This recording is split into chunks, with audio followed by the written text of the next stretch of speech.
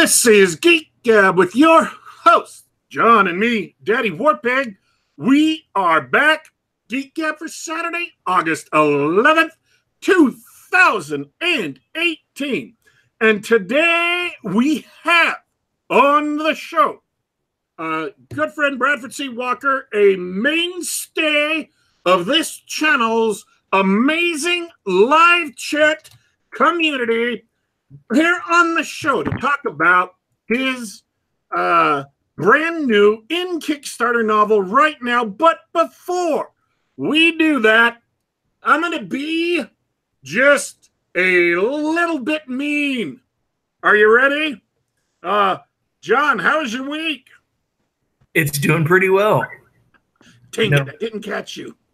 I was ready for it. And I've got a fresh hot waffle right in front of me. So I'm having waffles with butter syrup and blueberries today, which is pretty much the best thing that's happened this week.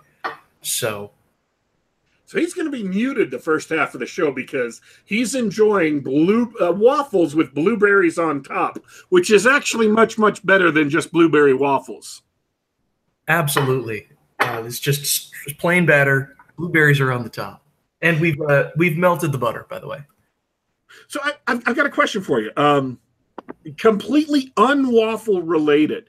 But before I answer this question, is there anything else waffle related we need to talk about?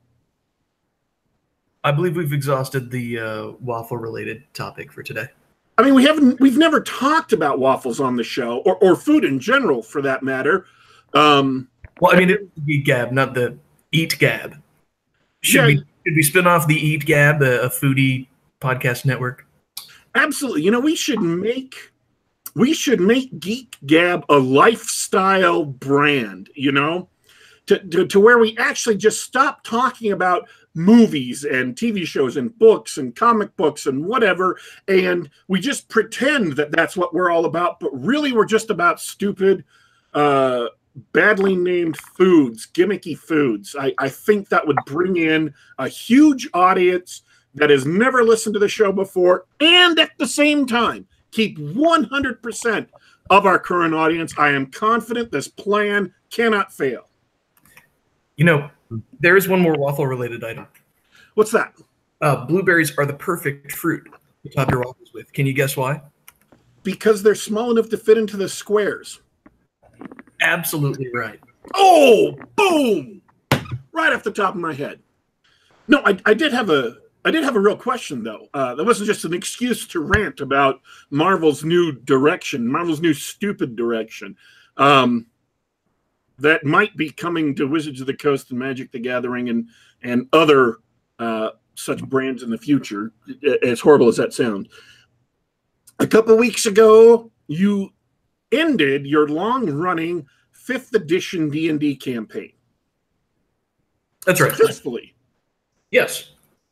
And you obviously on the show we've been talking about old school stuff. We've been talking about, you know, Holmes Basic and Moldvay and 0th edition and AD&D.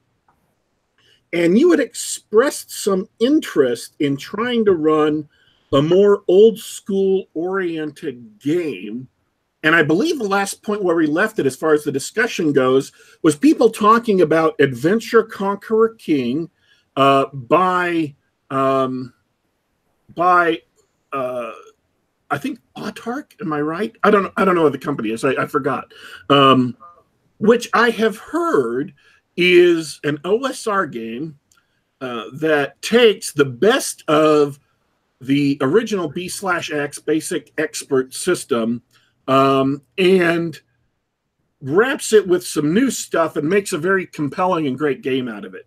And so my question was, after this monologue that was an introduction to the prologue to the question, is, are you thinking of starting up another game sometime soon? And if so, what were you actually moving in that direction towards, like BX or Adventure Conqueror King or some other system like that? Yeah, so my thoughts are following. Right now I'm taking a break over the summer. Yes. And so I probably wouldn't start it up till fall. And I'm leaning towards an old school system. I will probably play Moldvay BX. I may take a look at Adventure Conquer King system or something like that, or it may suit my fancy to play a different genre of game altogether. I've always been a big fan of the Cyberpunk games, Cyberpunk 2020 and Shadowrun and that sort of thing. So no decisions have been made yet, but I am definitely not going to run just another 5th edition game. I wouldn't even recommend it to friends. Well, I'll be interested. I'll be interested to hear what direction you go in, and of course, we'll talk about it on the show because why the hell not? All right, that all out of the way. The preambles, the prologue out of the way. Which, by the way, it has only lasted 6 minutes, which is kind of impressive for us. We've had like we like our guests to score them for at least 8. We've actually had prologues that have lasted for like half an hour, where we start talking about something and we do half an hour of stuff before we get to the actual topic of the show, but never with a guest, I will hasten to point out.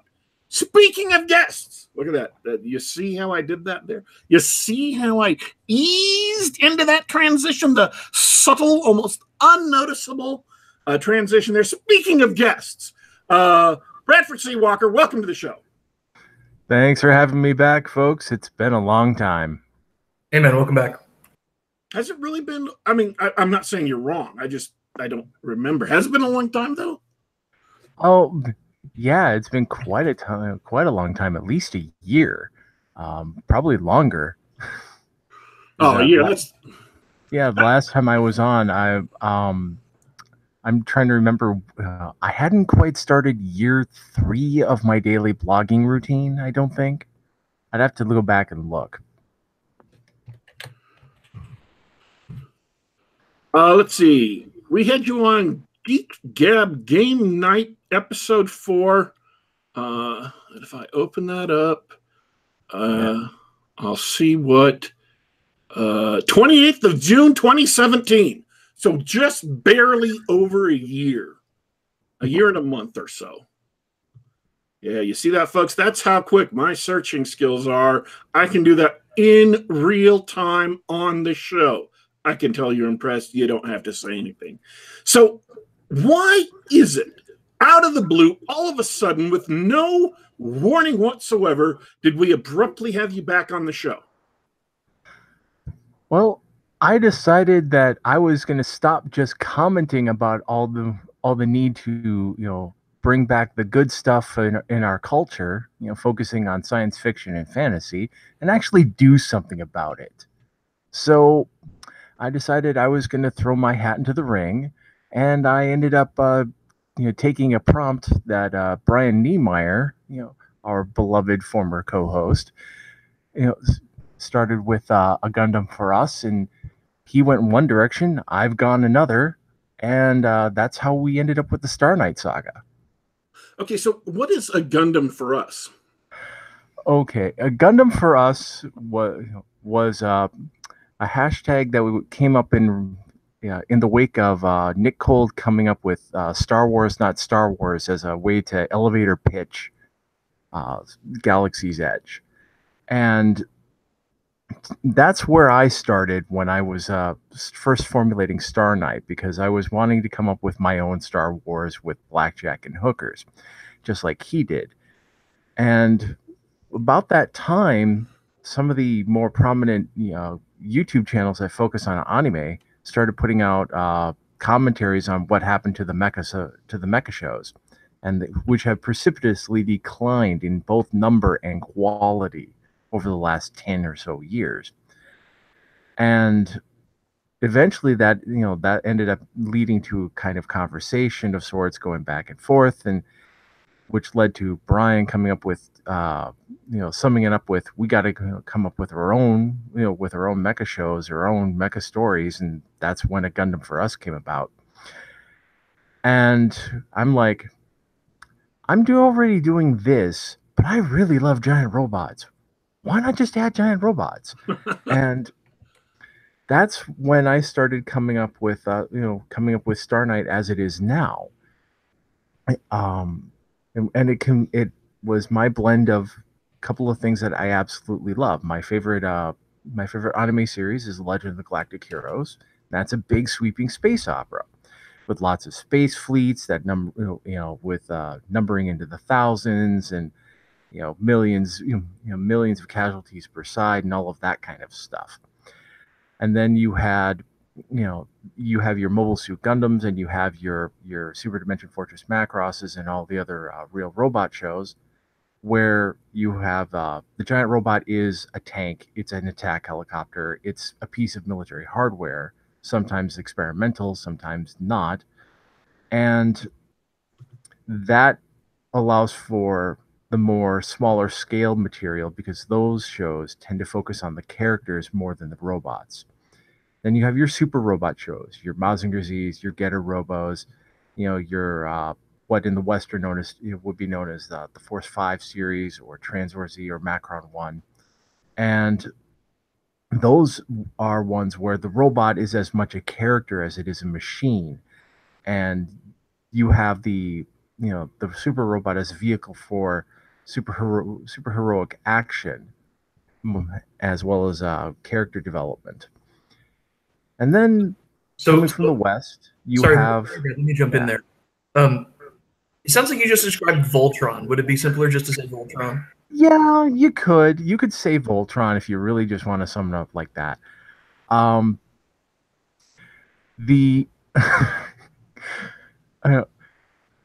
yeah, one of the ways I do put it to. I appreciate that the Gundam lovers are heavy into anime, but I think for me, just saying Voltron just says everything that I need to know. Mm-hmm. It's Voltron plus Robotech plus Star Wars. If you want to throw it down to something very simple that most people in the West will get, there's your mix. It's Voltron plus Robotech plus Star Wars. And just for future reference, for those of you in the audience, for marketing purposes, you should do something exactly like that to give people a clear and concise idea of what you're talking about. Trust me, it will pay off. Mm-hmm. Now, and while it isn't wrong to say that Star Knight is those three things put together. There's a little more going on under the hood, and that's where the influences of Edgar Rice Burroughs and E.E. Smith in particular come into play. Burroughs by way of the Mars series, Smith by way of the Lensman series. And those two in particular and their antecedents, which are referenced in the form of My Hero, Lord Roland, and the old medieval romance, the old medieval romances, and the ancient hero poems that came before that. Yeah, because when it comes down to it, when you have a really effective piece of culture, of cultural entertainment, it always builds on what came before.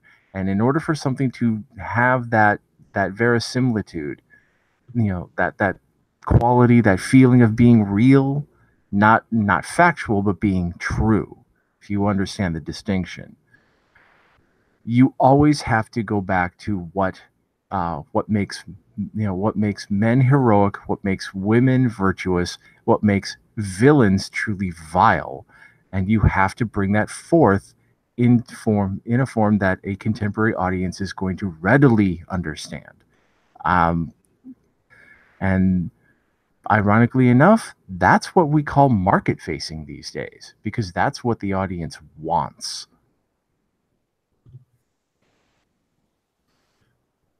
And I allow the silence to settle in just to see if anybody else has something to say. Here's the thing. I actually think that there is something compelling. And I have recently come to realize, this last week, that there are lots and lots of movies and TV shows that I want to watch that I'll never have a time to watch because I'm too busy doing lots and lots of things. And so it's just this last week, I had to let go of a whole lot of things I wanted to see and just stop worrying about it and just focus on what I'm doing right now. And then hopefully sometime in the future, I'll get to them. That is why that even though I haven't seen any of the Robotech TV shows, and I understand there's problems big changes in bringing it from Japan to America, and that the American Robotech doesn't, represent Japan's version accurately. I understand that. Put that aside for a second. Even though I haven't seen any of those shows, I wanted to see them. And what made me realize that is that when I was in high school, the novels for the Robotech series were coming out, and they were really big. A lot of people read them. They were very popular. And then before the ending of it, they abruptly stopped publishing them. And then I remember it being 10, 15 years later. It might have been shorter than that, but I remember it being really long time. They actually came out with the final book that tied it all up, the last book.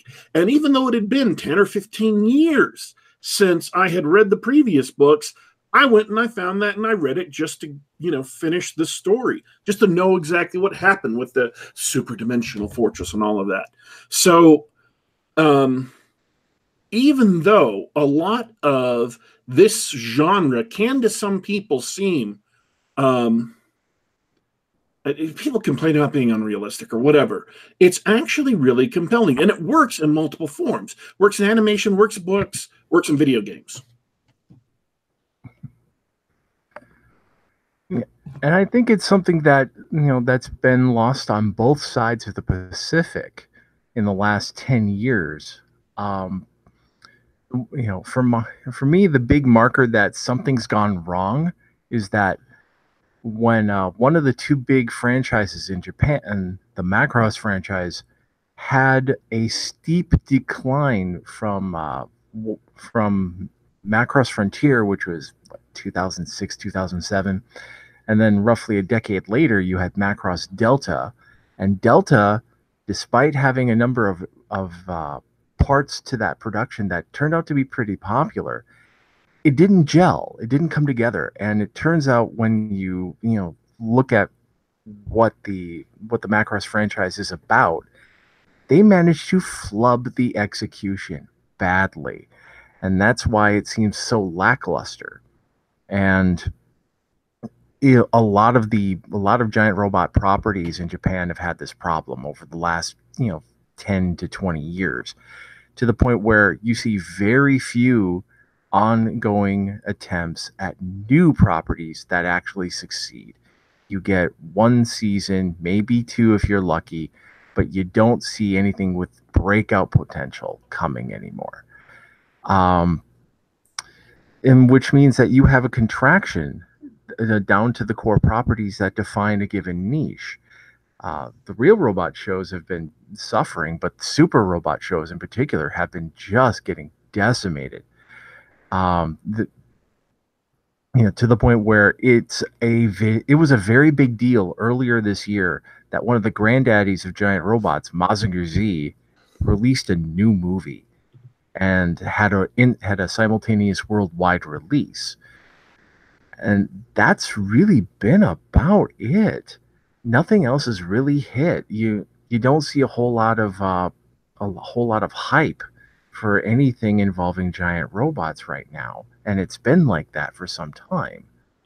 So, what I think is happening is that there's a certain amount of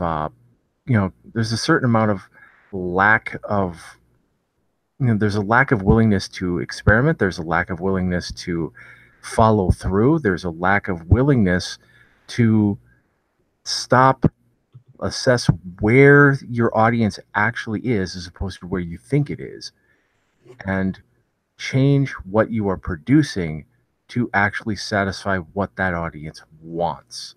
Because a lot of what's coming out just isn't hitting the mark. So what is it that they're doing wrong? I honestly think that I think this is a byproduct of what happened in the animation trends since the turn of the millennium. Between 2000 and 2010, there was a shift, and you can see this if you ever go to YouTube after the show and you look for videos that document openings over a given span of time, or theme songs over a given span of time, and they show you the animated intros, you'll see that there is a turnover between 2000 2010 from mostly hand-drawn cel-shaded animation to computer-generated animation. And it's that turnover that leads to a quality of suck. And and yes, JD Cohen in the chat and notices that, you know, since Neon Genesis Evangelion in 1997, every post-Eva anime is still reacting to it. And yes, he's right. It is exactly like what Watchmen did to American comic books, and it has to stop. You know, get out your filthy Frank memes and, you know, the guy with the giant clock. You know, get them out and, you know, start posting them wide, you know, far and wide. It has to stop. You know, you've got to stop reacting to this. It has long since had its day, had its influence, had its due, and it's time to let go and, you know, build anew. But I still don't understand what it is that what has happened in the, you know, if the books or if the movies and the TV shows are becoming more and more rare, you would expect the audience for them to increase because people really want to see them. But it seems like they're doing something to drive their audience away, and I'm wondering what that is. You know, from what I gather from the shows that actually have any traction, most of them have fallen into this kind of, you know, into the same kind of, you know, postmodern, nihilistic, narcissistic trap where you have plots that go nowhere, you have conflicts or non-conflicts that don't resolve properly. You have heroes who are either not properly heroic, or they are obvious cardboard cutouts that, you know, that ape the motions but don't have the substance. And you see, I hate to use Vox Day's terminology when I don't think it really helps, but this is one of those times where it does. Far too many Japanese male, you know, protagonists for the last 20 years since Evangelion have been gamma males. They've been John Scalzi's in animation form, and it just has to stop. It's a turnoff. It's a continuing turnoff.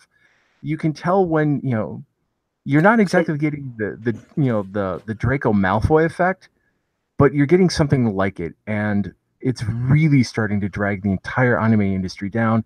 So their heroes, the mecha shows more than most. Their heroes are no longer heroic. Their heroes are wimps, cowardly, passive, reactive. They're not bold and strong and heroic people. Yeah, I mean, it's worth pointing out.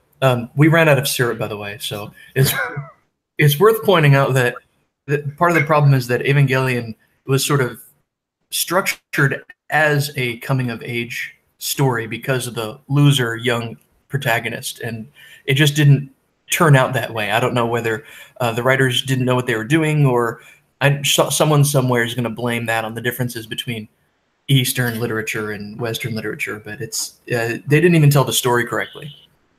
So I'm assuming that the Star Knight Saga addresses that. Before I jump to that, though, to give you a chance to show how Star Knight Saga, you know, wants to reinvigorate things, I want to mention this. I went and saw, because it bears directly on this discussion, I went and saw The Meg yesterday.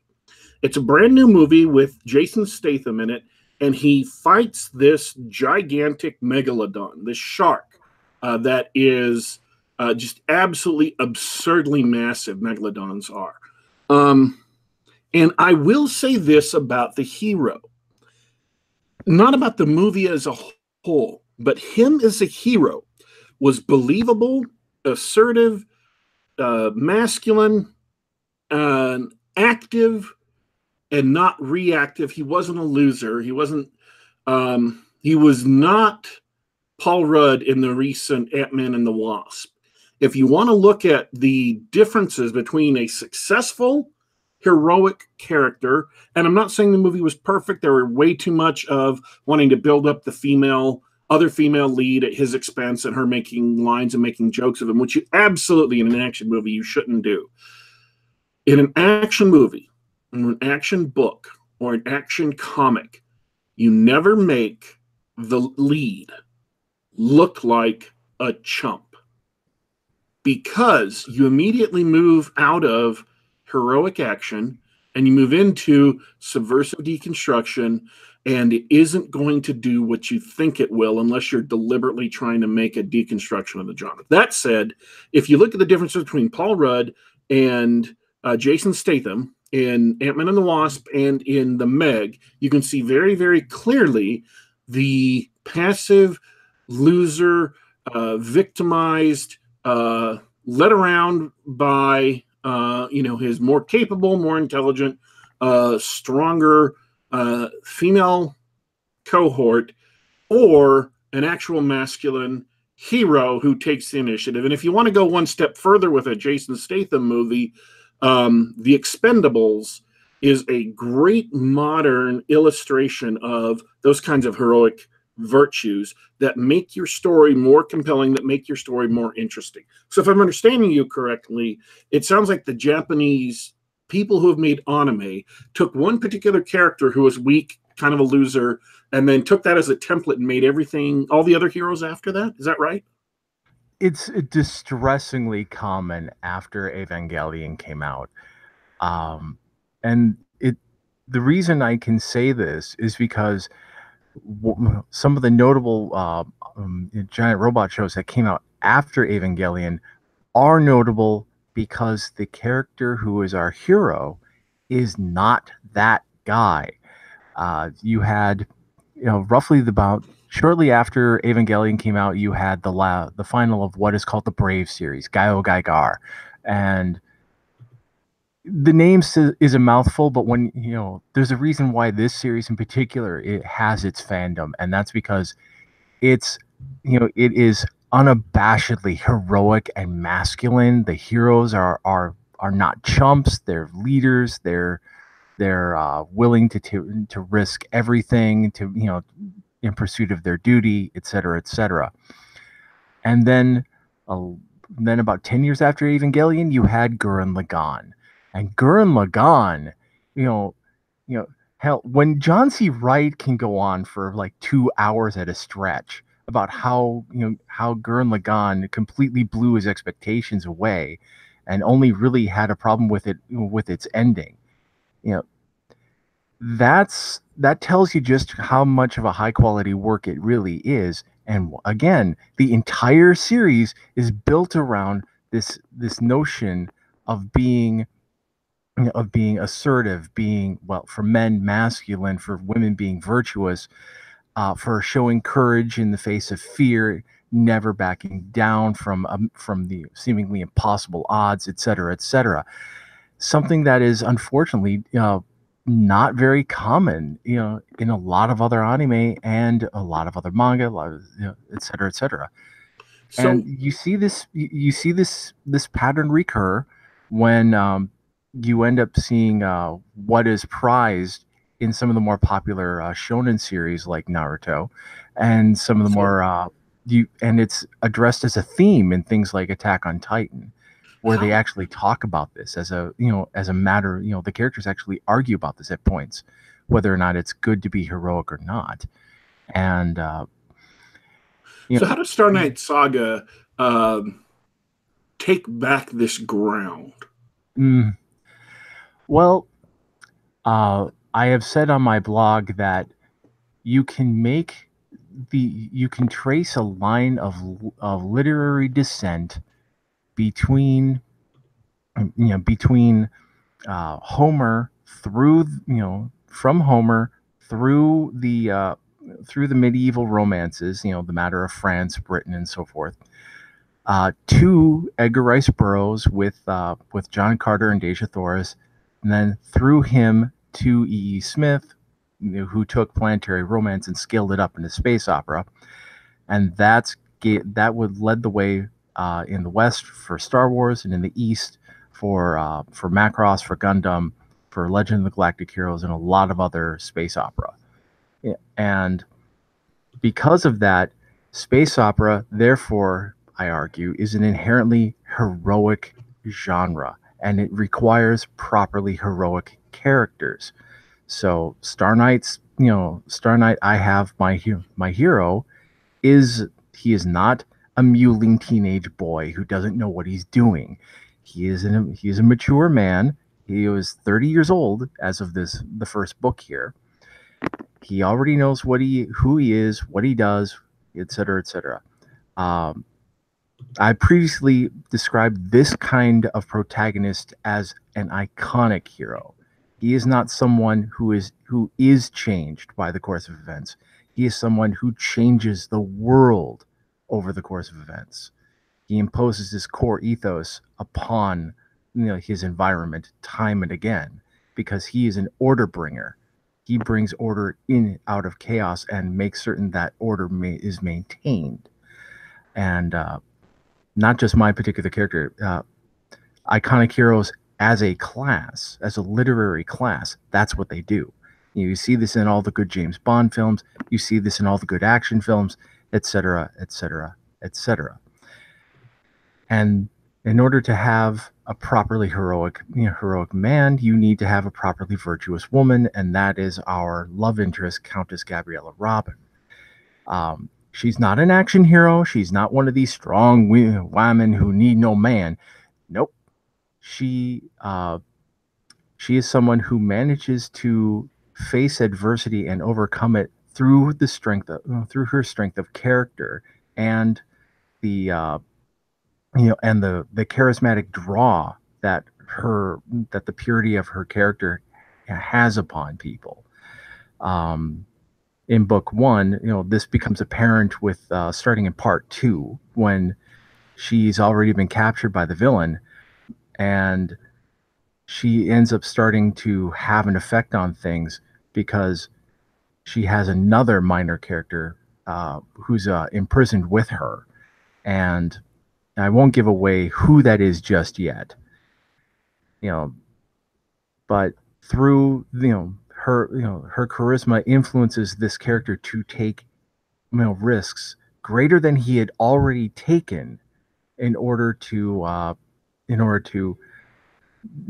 help her overcome her present circumstances and eventually lead the hero to the heroine and bring the conflict in the book to its conclusion.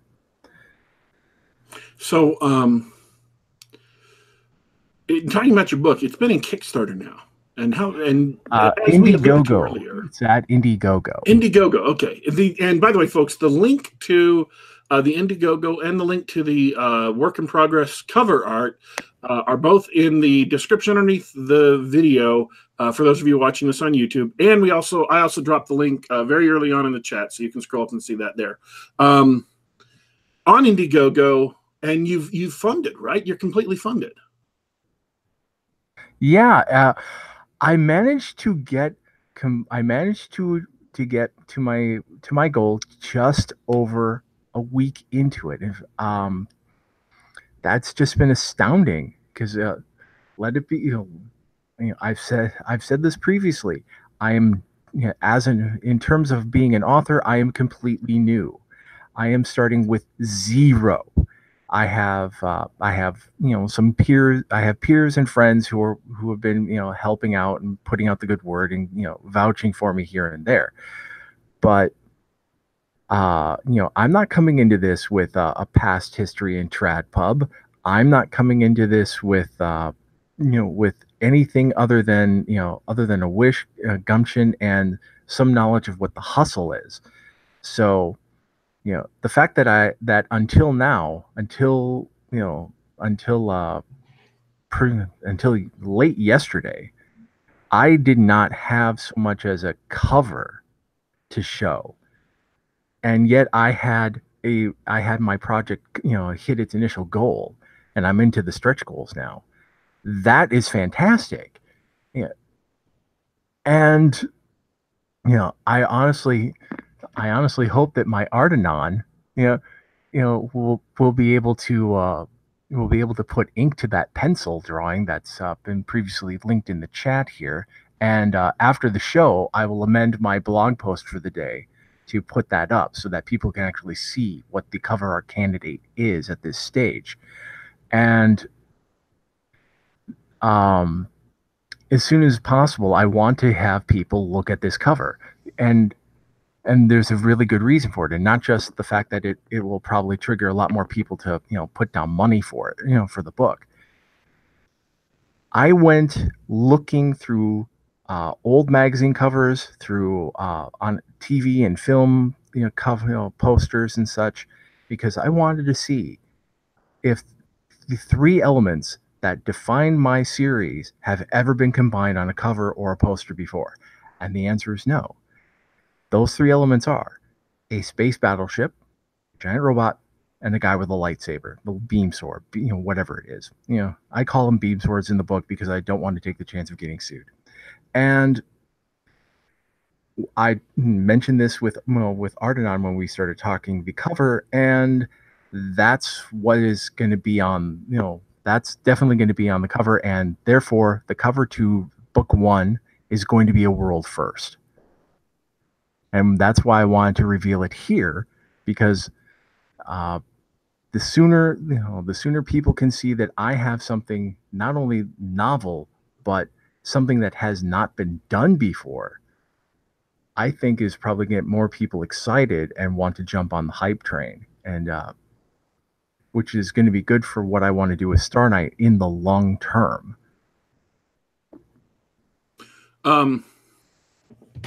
So who's the main antagonist in the book?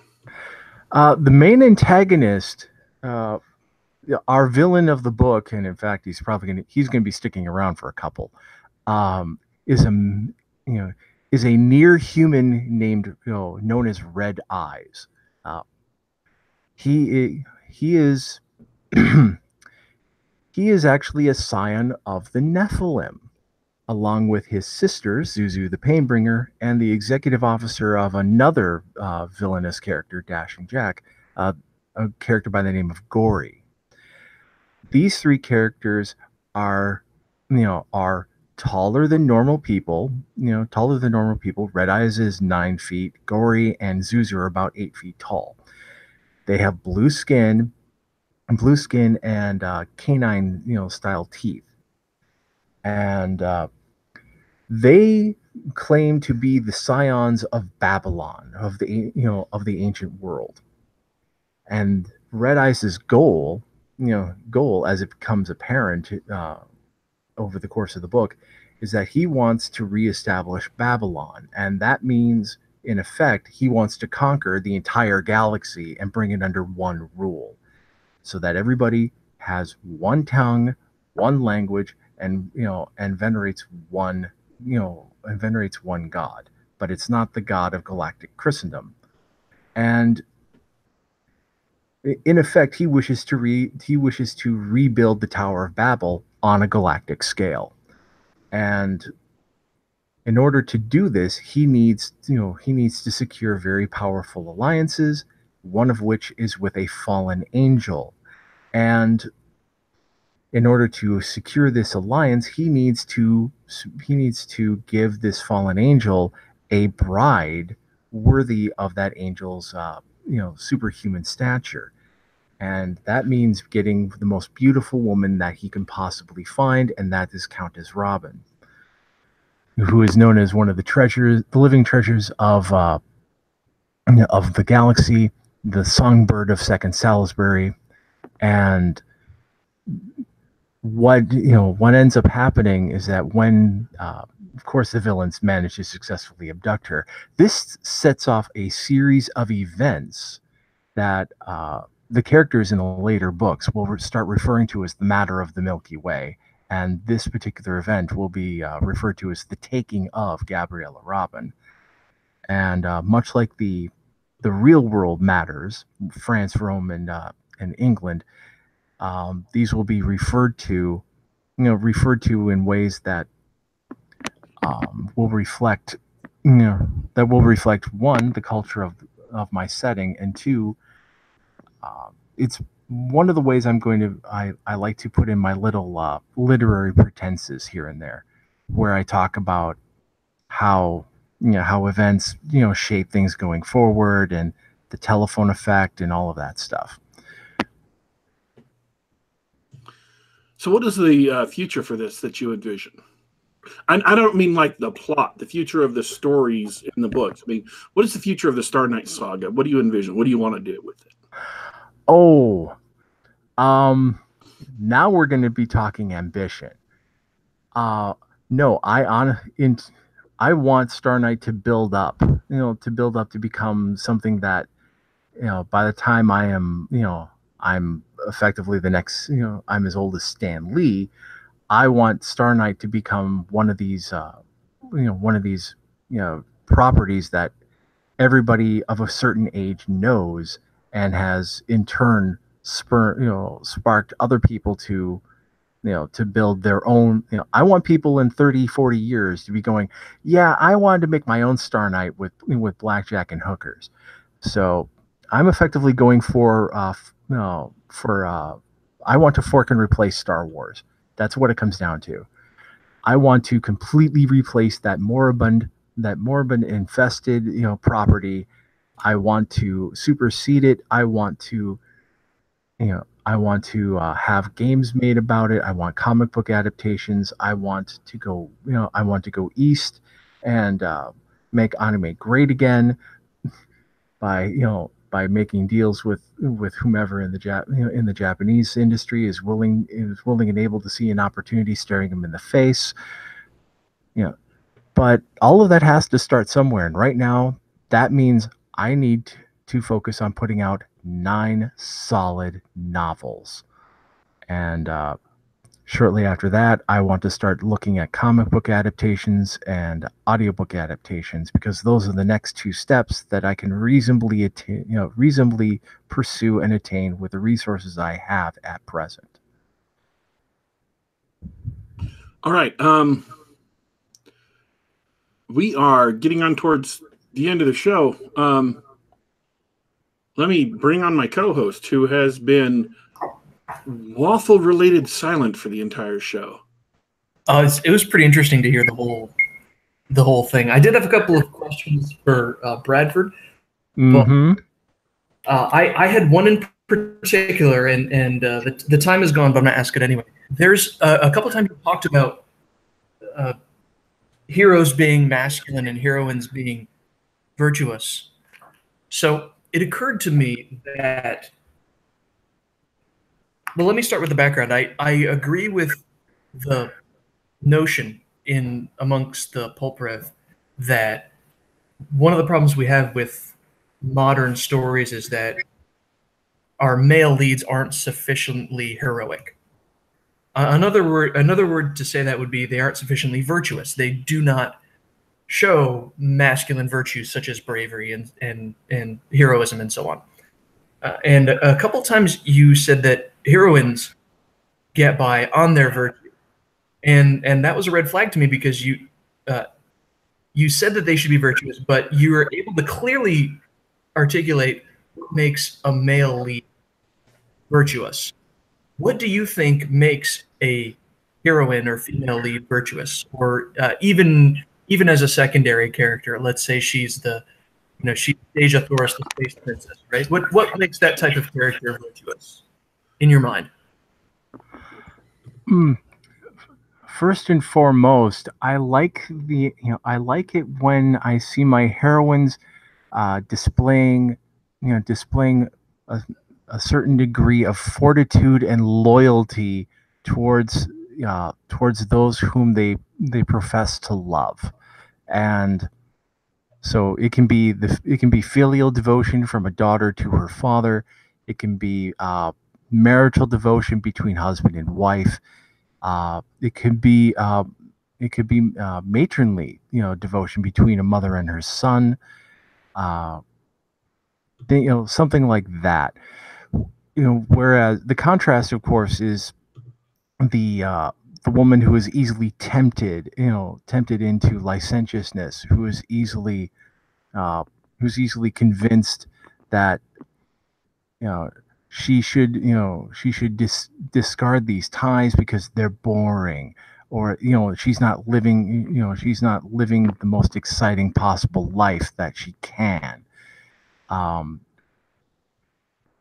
It is very much a matter of defining defining virtue. Virtue in this sense is very much a matter of denying the moment in order to safeguard the long term. And I always see these kinds of character arcs as being examples of always being able to think in terms greater than think in think in terms of someone other than yourself, and think in terms greater than the moment. And in particular for a heroine, this is necessary because one of the ways that literature in particular, and is important to culture, is to show positive examples in terms of a role model of what happens when you adhere to these virtues and versus what happens when you abandon them.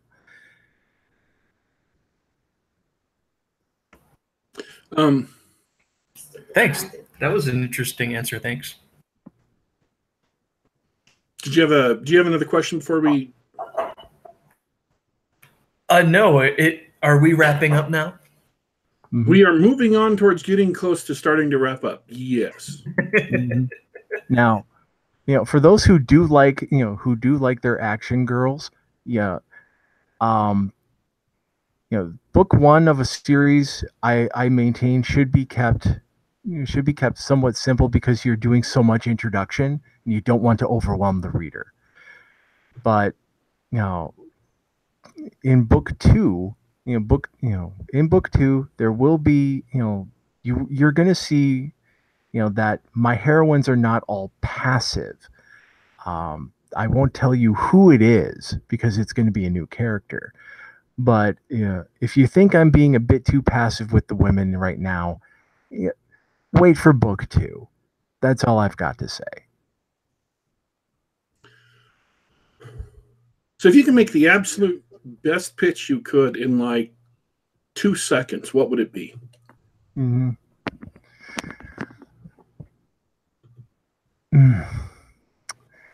If you're really sick of what's out there right now and you wish there was something better, come take a look at Star Knight Saga. We've got Voltron, Robotech, Star Wars, and Legend of the Galactic Heroes all in one big satisfying gumbo. That's a great description, by the way.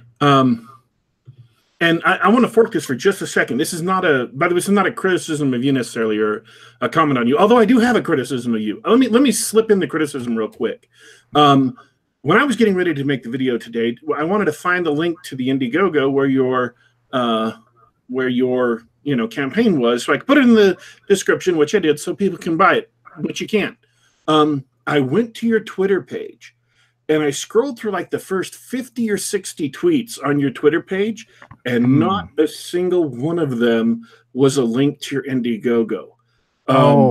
Yeah. Folks. I should. Yeah, you're right. I should have had something up in the last 12 hours at the very least. Yeah. Something new, and also, while your campaign is live, pin that to the top.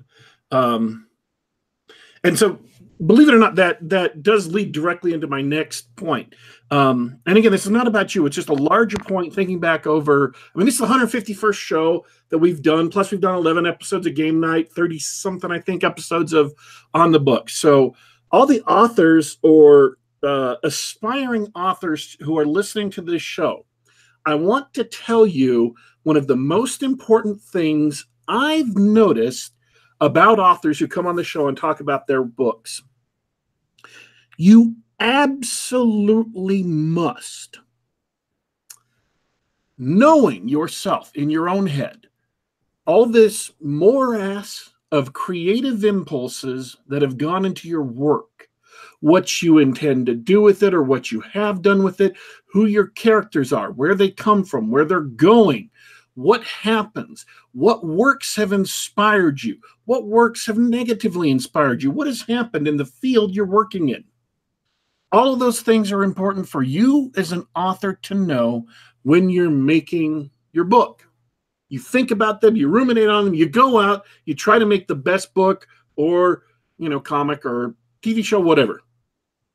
But when you go to talk to a reader, you need to stop looking at behind the scenes. Okay? I'm going to analogize this to a Hollywood Western town. If you look at a town in a Western from one way, you can see that all the buildings are fake, that they're flats, that they are just there to look good on camera. Then when the camera goes to shoot so the audience can see it, they see the fronts of the flats and it looks like a real building. The audience accepts it as a real building. Behind the scenes, audience impact. What you need to do when you go to talk about your book in public, to draw in an audience as much as possible, you need to think about not the behind the scenes stuff. You need to think about the audience impact stuff. How is it going to look when the audience goes to read your book or whatever? What is it in that they see? What actually comes out on the page? What is it that they see that is good or compelling? Why? Then you tell them why.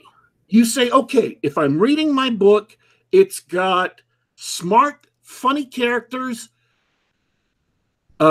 frenetic action, evil villains who are threatening to destroy whatever. Learn what's in the book that the audience sees and appreciates. Condense that all down and put it into the most appetizing form possible to draw the audience in. If I had one major criticism of basically every author who's come on the show, with a couple of exceptions, it's that most of you haven't done that, haven't looked at what the audience will see, condensed it down, and tried to sell them to get them into the theater to see it. The one exception, not the only exception, but the biggest exception I can think of is Nick Cole's Galaxy's Edge. And I say this as an exception because Nick didn't do it for Soda Pop Soldier or for Control-Alt-Revolt or for his other books. And he only accidentally did it, I believe it was an accident, with Galaxy's Edge. This came up in an email accidentally from his co-writer, Jason Ansbach, describing the series. He started off by saying, the galaxy is a dumpster fire. Now, that phrase works perfectly to show an audience what they're going to get when they read the book. And you need to do that with your own work. You need to spin it around, look at how it looks to the audience, and then in order to sell it, you've made this movie. In order to sell it, you have to get people to come into the theater. So you take all the stuff that they're going to see and you condense it down into a pitch, think about it, practice it, have your pitches ready. And you want to build several of them so that when different questions come up, you can answer those questions. So what's so great about your hero? Oh man, my hero is smart. He is hardworking. He comes from a really rich background. He's, the son of a rich man, but he has worked hard his entire life. And because of the privations he went under voluntarily, he's perfect to answer the call when this particular disaster happens. Okay, great. Short, We know why we would like your guy. He's smart, he's driven, and even if he could have been lazy his entire life because he's rich, he chose not to be. He chose to go out and make something about himself. Bam! We know why we should like your character. We already like him a little bit just by hearing that, okay? Take all the things the audience is going to like about your book, condense them down, and get those ready to hand out.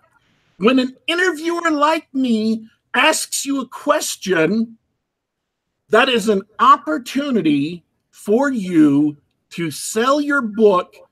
And I don't mean to tell people how much it is or where they can go to get it. It's an opportunity for you to make your work sound as appealing and exciting as possible. So if I have one criticism of authors is that they spend a lot of time on behind the scenes influences and not enough time thinking about what it is about their work that will make the audience excited. Figure that out, boil it down, and get ready to throw it out when people ask you questions about your book. I guarantee that will help you reach the audience and convince the audience to come and read. Now we're wrapping up. Sorry, Brad. I'm not criticizing you. It's something I've been thinking about for a long time. I had a conversation with Dominica Lane about marketing books and stuff, and I've been thinking about that for the last week or so, ever since I had that conversation with her. And that's the first thing that came to mind. Do you have any last words about your book?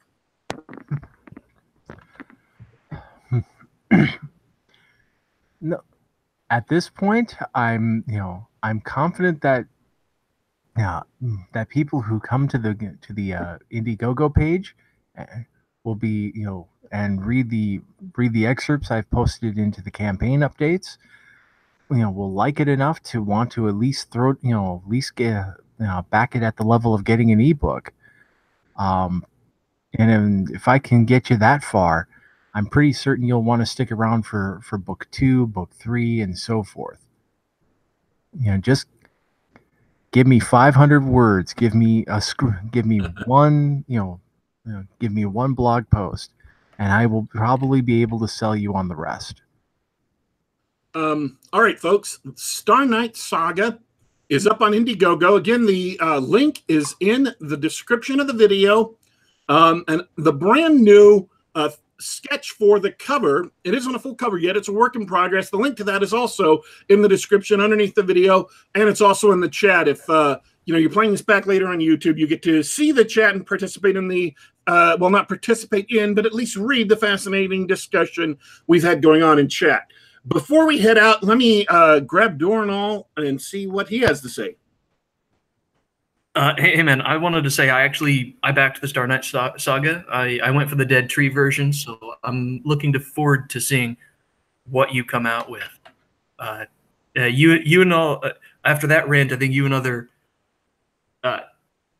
independent authors should add a burn cream option to their IndieGoGo page to recover from that rant. But it's been really good to have you on. I'm glad you can come back and talk about this. I'm looking forward to seeing what you got. And as usual, thanks a lot to everybody hanging out in chat. We've had a nice, lively discussion with Bradford and everybody else throughout the show. Likewise, I want to thank you for coming on, Brad. And again, that wasn't necessarily aimed at you. That's not a burn aimed at you, but it is something I've seen that I think a lot of authors need to learn. It is not just your job to make a good work of art, to make a great and exciting novel.